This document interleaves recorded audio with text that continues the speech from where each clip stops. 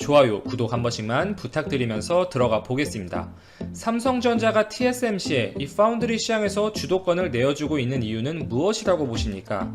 가장 많이 언급되는 부분이 삼성은 종합 반도체 기업이기 때문에 애플, 인텔, 퀄컴, 엔비디아 등의 삼성전자와 많은 산업 분야에서 경쟁 구도에 있기도 한 기업들이 삼성의 설계 도면을 넘기기 꺼려한다는 것입니다. 반면에 고객과 경쟁하지 않는다를 모토로 내세운 파운드리 전문 기업인 TSMC를 선호한다는 것도 맞습니다. 그리고 7나노 제품의 기술력 역시 현 시점에서 TSMC에 손을 들어줄 수밖에 없다는 것이 반도체 업계의 공통된 시각이었는데, TSMC의 높은 기술력의 핵심은 바로 후공정 기술력에 있었습니다. 그중 패키징 기술력은 일품으로 평가받고 있죠.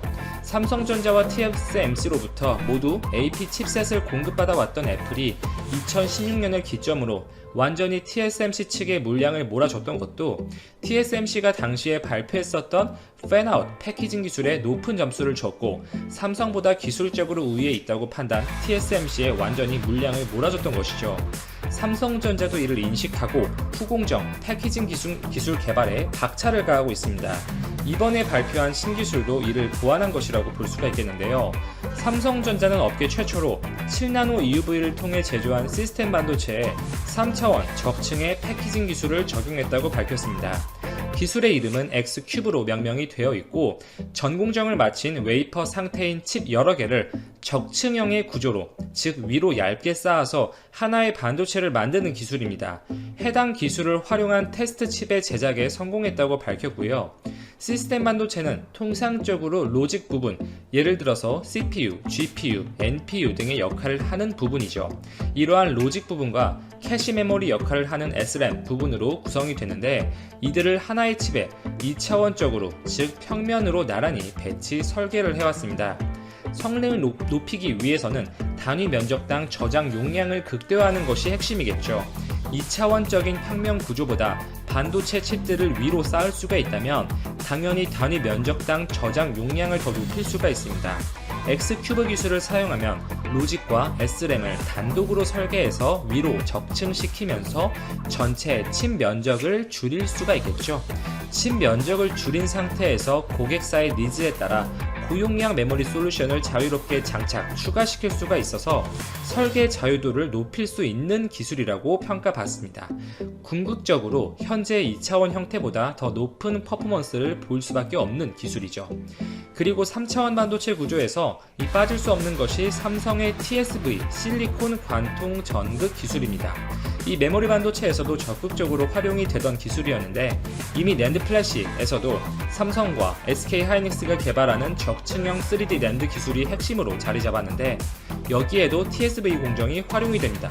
삼성전자가 얼마 전에 일본이 이 국가 차원에서도 야심차게 준비하고 있었던 자국의 슈퍼컴퓨터에도 초고성능 D램 공급에 성공한 것으로 보이는데, 이 HBM D램에도 TSV 기술이 적용됩니다.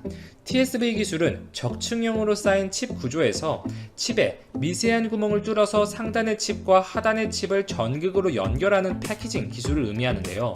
기존의 와이어로 칩을 연결했던 것과 비교하면 전력 소모도 적고 데이터 전송 속도도 빨라진다는 획기적인 장점이 있습니다. 이 X큐브 기술에도 역시 TSV 기술이 적용이 되었어요. 이 삼성이 발표한 신기술에 높은 평가를 줄 수 있는 이유는 크게 세 가지를 꼽을 수가 있겠는데요. 첫째, 메모리 반도체뿐만 아니라 EUV 장비가 적용된 첨단 공정에서도 업계 최초로 TSV 기술을 안정적으로 구현했다는 것에는 큰 의미가 있습니다. 그만큼 삼성이 또 한 번 압도적인 기술력을 갖고 있다는 것을 증명한 사례가 되는 것이고, EUV 공정을 부분적으로 도입했던 TSMC와는 달리 완전한 EUV 공정을 시작부터 도입한 삼성전자가 단기적으로는 부침이 있었지만 장기적으로는 더 포텐셜이 크고 빛을 볼 가능성이 높다, 이렇게 볼 수가 있겠고, 둘째, 향후 인공지능, 빅데이터, 슈퍼컴퓨터의 도입이 본격화될 경우에 고성능 반도체에 대한 시장의 니즈는 증가할 수밖에 없습니다. 그렇기 때문에 삼성, SK 하이닉스, 마이크론 모두 HBM 메모리 반도체를 개발하고 있는 것이고, 3D 낸드 플래시를 넘어서 이 4D 낸드 플래시까지 만들 수 있다. 이렇게 연구가 활발히 진행되고 있는 것이죠.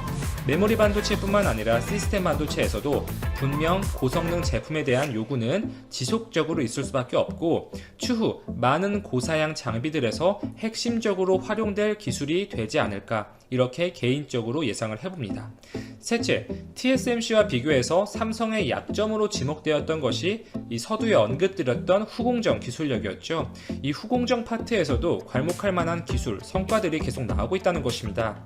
언급드린 X큐브 기술도 삼성전자의 후공정을 획기적으로 강화시킬 새로운 기술이 되겠고, 삼성전자가 지금까지 타 기업 대비 압도적인 퍼포먼스를 보였던 것이 전공정 기술력에 기인했다면 이후에는 시스템 반도체 차원에서 후공정의 위상이 높아질 가능성이 있습니다. 이 후공정 파트에서도 삼성이 날개짓을 시작했다는 것이죠. TSMC가 이 패키징 기술력에서 삼성을 뛰어넘기 시작한 계기가 된 것이 바로 팬아웃 기술, FOWLP 기술이었는데 이에 대항할 만한 FOPLP 패키징 기술을 개발하고 있습니다. FOWLP와 비교하면 이 팬아웃 기술, 즉 I/O 단자를 칩 외부로 빼서 동일한 물리적 조건에서 I/O 단자의 수를 늘리는 것이 핵심적인 내용이 포함되었다는 것은 동일하고, 대신 웨이퍼 레벨에서 패키지를 하느냐, 패널 레벨에서 패키지를 하느냐, 그 차이라고 볼 수가 있습니다. WLP는 웨이퍼를 기반으로 몰딩을 한 이후에 패키징 공정을 하는 것이라면 PLP는 칩을 PCB 패널로 옮긴 이후에 패키징을 시행합니다. 생산성이 더 높을 것으로 기대가 되고 있고, WLP는 원형 구조의 웨이퍼에서 칩을 절단하다 보니 상대적으로 버려지는 부분이 더 많을 수밖에 없죠. 손실률 측면에서도 PLP가 어느 정도 우위에 있다 볼 수 있습니다. 그리고 최근 삼성전자 파운드리가 IBM의 CPU를 수주하면서 괄목할 만한 성과를 냈었죠. IBM의 기업용 클라우드 서버에 들어가는 차세대 서버용 CPU인 IBM 파워 10 프로세서를 삼성전자가 생산한다고 밝혔습니다. IBM이 최초로 내세우는 7나노 공정이 활용된 CPU 제품이고요. 이 계약 규모만 놓고 보면 매출에서 큰 부분을 차지할 것이라고 보기에는 어렵겠지만 IBM과 같은 대형 기업과 계약을 따낸 것은 이후 퀄컴, 인텔, 엔비디아 등의 대기업과의 거래에서도 긍정적인 요인으로 작용할 것으로 보이죠. 특히 관심사는 인텔이죠. 인텔이 7나노 기반 CPU의 자체 제작에 어려움을 겪으면서 TSMC와 삼성전자 파운드리 측의 물량을 넘길 수 있다는 이야기가 나오고 있는데요. 과연 삼성이 인텔마저 고객사로 확보할 수 있을지 관심이 집중되고 있는 상황입니다. 경쟁사인 AMD가 이미 TSMC에 위탁 생산을 맡기고 있는 상황이어서 인텔이 이렇게 공급망을 재편하는 과정에서 삼성전자에 힘을 실어줄 가능성도 분명 있고요. 지금 TSMC가 올해 상반기 들어서 리드 타임이 눈에 띄게 늘어나고 있죠. 올해에는 타이트한 공급 상황이 지속될 것으로 보이고 있고, 총리는 8월 11일 삼성 베트남 최주호 대표이사와의 간담회에서 베트남 정부는 삼성을 포함한 한국 투자자들에게 향후 베트남에서의 생산 안정과 영업 확대를 위한 우호적인 여건을 조성하는 데 전념하고 있다고 말했다. 총리는 베트남에서의 한국 기술 대기업의 사업, 특히 2억 2천만 달러를 투자하여 하노이에 삼성의 동남아 최대 R&D 센터를 건설하는 것을 포함한 베트남에 대한 약속을 실현한 것을 높이 평가했다. 그는 삼성이 올해 사업 목표를 유지하려는 노력을 환영했는데, 이는 대횡을 억제하고 경제 성장을 촉진한다는 베트남의 이중 목표 달성에 기여할 것이다. 베트남은 파급 효과가 높은 현대적이고 깨끗한 에너지를 적용하고 기술 이전을 약속하며 국내 기업들이 글로벌 공급망으로 더욱 통합될 수 있도록 돕는 프로젝트를 지속적으로 장려하고 있다. 이 자리에서 최 사장은 코비드-19 대행 사태에 대한 베트남의 실효성 있는 조치가 삼성 베트남이 긍정적인 경영 실적을 유지하는 데 큰 도움이 됐다고 말했다. 최 사장은 삼성이 베트남 정부의 지원을 받아 베트남 경제 성장에 더 큰 기여를 할 수 있기를 기대한다고 말했다. 2008에서 2018년 삼성은 베트남에 대한 투자를 6억 7천만 달러에서 173억 달러로 26배가량 늘렸다. 삼성의 통계에 따르면 스마트폰과 태블릿의 50%가 베트남에서 생산돼 미국, 유럽, 러시아, 동남아 등 128개국과 영토에 수출된다. 2019년 삼성 베트남의 4대 법인은 전년보다 소폭 감소한 658억 달러의 매출을 올리고 43억 달러의 수익을 올렸다. 한국의 기술 대기업들 베트남에서 생산 능력 확대를 고려. 세계적으로 유명한 삼성전자는 PC 생산량을 중국에서 베트남으로 이전해 비용을 절감하고 PC 사업 경쟁력을 유지할 계획인 것으로 알려졌다. 이르면 이달 중 중국 공장을 폐쇄하고 시설의 일부를 연구개발센터로 전환할 수 있다. 대변인은 중국 공장을 폐쇄하려는 움직임은 비용상의 이점을 찾을 필요성에 따른 것이라고 말했다. 한편 LG전자는 시장 진출 확대를 위한 노력의 일환으로 베트남에 새로운 연구개발센터를 개발하고 있다. LG는 총리와 한국 기업 간 간담회에서 이 같은 방침을 확인한 것으로 알려졌다. 동사는 이미 하노이에 자동차 부품 솔루션 사업을 중심으로 연구개발센터를 두고 있다. LG는 현재 베트남에서 잠재적 부지를 찾고 있지만 구체적인 계획은 아직 확정하지 않았다고 말했다. 주베트남 대한상공회의소에 따르면 베트남의 IT 및 관련 엔지니어 인력에서 큰 잠재력이 삼성, LG뿐만 아니라 많은 이들을 끌어들였다. 호치민시의 IT 채용기업 토부대부는 한국 IT 기업들이 베트남에 올 계획이라며 베트남 IT 인재들에게 경력을 극대화할 수 있는 국제적이고 전문적인 근무 환경을 경험할 수 있는 기회를 주고 싶다고 말했다. 이런 추세에 대해 메이뱅크 키밍의 린다 류 이코노미스트는 VIR의 베트남이 최근 베트남에 투자를 집행하는 다국적 기업의 물결은 베트남이 제조업 공급망 전환의 주요 수혜국 지위를 계속 유지하고 있다는 견해를 강조한다고 말했다. 한국은 지금까지 베트남에서 가장 큰 외국인 투자국으로 남아있다. 베트남 기획투자부 자료를 보면 7월 20일 현재 베트남에서 한국의 총등록 투자 자본이 700억 달러를 넘어 베트남 전체 해외 등록의 18.4%를 차지했다. 일본과 싱가포르의 총투자 자본이 각각 600억 2천만 달러와 550억 달러로 뒤를 잇고 있다. 리는 최근 삼성, LG처럼 베트남에 RD 시설을 건설한다는 소식은 베트남이 가치 사슬을 점차 상향 조정하고 보다 양질의 외국인 투자를 유치할 수 있다는 긍정적인 신호라고 말했다. 이는 베트남이 지난해 말 발표한 2030년 신규 외국인 직접 투자 유치 전략과 맥을 같이 하는 것으로 향후 10년간 첨단 기술과 친환경 분야의 FDI 유치에 더욱 집중할 것으로 보인다. 그렇지만 공급망의 베트남으로의 전환은 여전히 보다 단계적인 접근으로 일어날 가능성이 높다. 보다 복잡하고 정교한 첨단 기술로 업그레이드하기 전에 전자 부품 및 부품과 같은 중간 및 단순한 제품 라인부터 시작하는 것을 의미한다. 베트남 KPMG의 파트너 겸 마켓엔트리 대표인 딘 롤프는 VIR의 새로운 첨단 기술 투자를 이끄는 원인 중 하나는 중국으로부터 다변화에 지나지 않는다고 말했다. 그는 중국에 대한 반도체 판매가 둔화될 수 있고 이것은 특히 내수가 아닌 국제시장으로 향하는 제품들, 특히 한국의 첨단 기술 제조에 영향을 미칠 수 있다고 덧붙였다. 이에 따라 많은 기업들이 중국으로부터 벗어나 다각화 전략을 보거나 보완적 차이나 플러스 1 전략으로 볼 수 있다. 다른 기업은 비용 절감을 모색하고 있는 반면 어떤 기업은 비용을 절감하고 지리적인 다양화를 확대하기 위해 새로운 지리적 위치의 제품을 위한 완전히 새로운 첨단 기술 공급망을 구축하는 방안을 모색하고 있을 수 있다고 그는 말했다.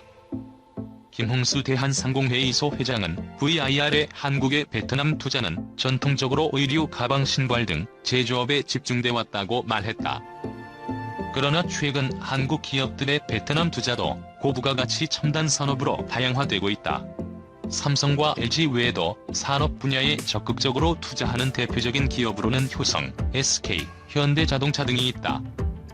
그는 그러나 베트남이 RD 허브로 발전하려면 관련 기술 산업의 기반이 먼저 탄탄해야 하며 베트남 정부가 전문 인력을 적극 양성해야 한다. 또 외국인 전문 인력 확보를 위해 비자, 세제 혜택 등 우대 혜택이 있어야 한다고 말했다. 이 견해의 반향을 일으키면서 마이클 한 SK그룹 베트남 대표 사무소장은 고부가가치 산업으로 더 많은 투자가 이루어지면 한국 기업과 베트남 경제에 윈윈할 수 있는 상황이 될 것이라고 말했다. COVID가 초래한 도전에도 불구하고 경제는 몇몇 다른 경쟁국들에 비해 잘 견뎌왔다. 그러나 전염병은 차치하고라도 베트남 경제는 성장 동력을 향상시킬 필요가 있으며 그러한 투자를 유치하는 것이 분명히 도움이 될 수 있다고 했다.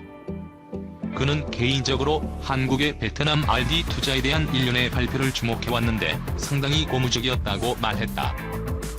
그렇지만 베트남의 진정한 혜택은 단발성이 아니라 이런 RD 투자가 지속적인 추세가 되어야 의미가 있을 수 있다. 그리고 특히 고부가가치 산업의 RD에 대해서는 정부의 공동의 지원이 상당히 중요하다고 생각한다. 프리미엄 미네랄 워터, 오리온 제주용암수 베트남 진출. 베트남 현지 한류 열풍으로 한국 제품에 대한 신뢰도와 호감도가 상승하고 있다는 점에 발맞춰 오리온 제주용암수가 베트남 시장에 진출했다. 식자재 매장과 대형마트뿐 아니라 24체인 점인 서클K 등에도 공급을 하며 이커머스 채널을 통해온 오프라인으로 베트남 시장을 확보해 나갈 예정이다. 제품에 QR코드를 부착해 제주용암수의 수원지 정보와 미네랄워터의 이로운 점 등을 현지인들에게 알리는 디지털 마케팅도 실시한다. 오리온 제주용암수는 청정 제주의 깨끗한 수자원으로 만들어진다. 원수로 사용하는 용암수는 바닷물이 화산암 반층에 의해 자연 유화되어 육지의 지하로 스며든 물로 칼슘, 마그네슘, 칼륨 등의 미네랄을 함유하고 있다. 독일, 스위스 등에서 최첨단 제조 설비와 신기술을 도입하고 미네랄 블렌딩 및 물맛과 관련한 최고의 연구진들이 개발에 참여했다. 우수한 제품력을 바탕으로 국내뿐 아니라 중국, 베트남 등 글로벌 시장 공략에도 적극적으로 나서고 있다. 베트남 호치민의 한 마트에는 이미 오리온 제주용암수가 자리를 차지하고 있다. 지난달부터 베트남에 생수 수출을 시작했는데 반응이 좋다. 정종현 오리온 베트남 법인 부장은 한국의 이미지가 좋고 코로나 이후에 소비자들이 건강에 대한 관심이 높아지고 있어 젊은 도시 직장인들 위주로 편의점에서부터 좋은 반응이 나오고 있다고 한다. 베트남은 수질이 좋지 않아 많은 베트남인들은 국내 및 외국 생수를 사서 마시고 있다. 베트남 소비자들의 소득 수준이 높아지면서 품질 좋은 물에 대한 관심이 높아지고 있다. 오리온은 베트남에서 초코파이와 과자 인기를 바탕으로 회사 인지도가 커졌고 코로나19 여파로 생필품 수요가 높아지면서 특히 한국 제품에 대한 신뢰가 커진 점도 전망을 밝게 하고 있다.